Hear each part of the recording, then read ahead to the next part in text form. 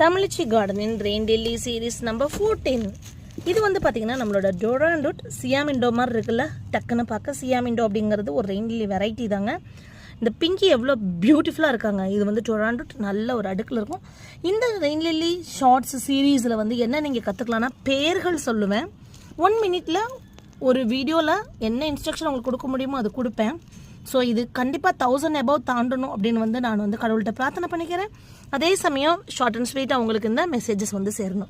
So டொராண்டோட் rain lily இப்படி தான் இருக்கும் அப்படிங்கிறத எந்த வித எடிட்டும் இல்லாமல் நல்லா பார்த்துக்கோங்க. பியூட்டிஃபுல்லாக இருக்குது.